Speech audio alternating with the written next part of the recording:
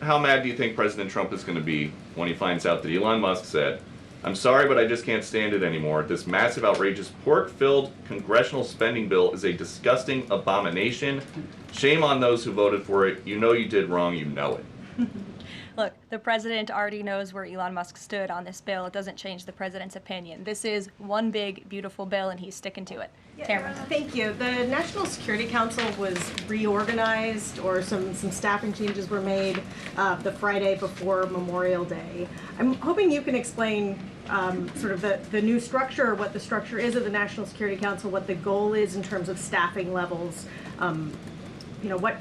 What is the new National Security Council mode? Well, as with everything in this White House, it is a top-down approach. The president is here. He is president. He's not an auto pen like the previous president was.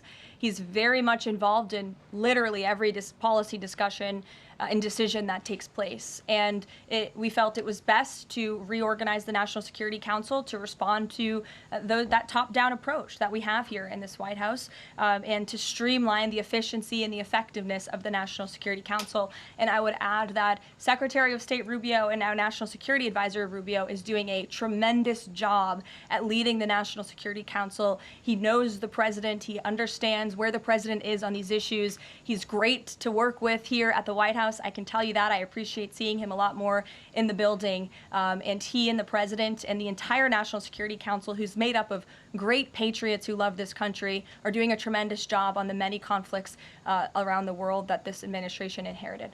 Is there a goal staffing level?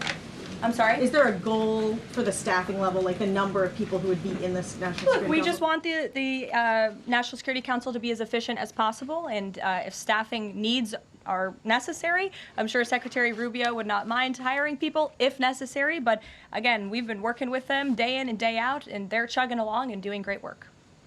Sure. Thank you, Karoline. Two questions, if I can. President Trump got involved himself in presidential election in Poland by supporting a conservative candidate who ultimately won. Yeah. What does it mean for the future US-Polish relations? What's likely to change?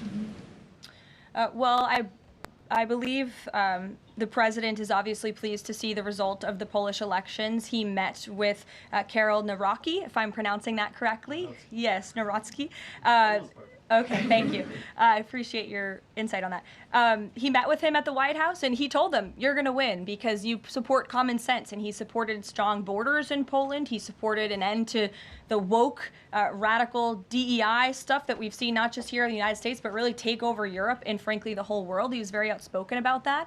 And I was reading the reports about how the Polish people felt about this man, and they felt like he was putting the needs of Poland first. And that's a very refreshing feeling, one that we know very well here in the United States of America. So, as you know, the United States and Poland have always had a very deep and strong relationship, friendship. They're a great ally, and I know the president continues to look forward to working with them.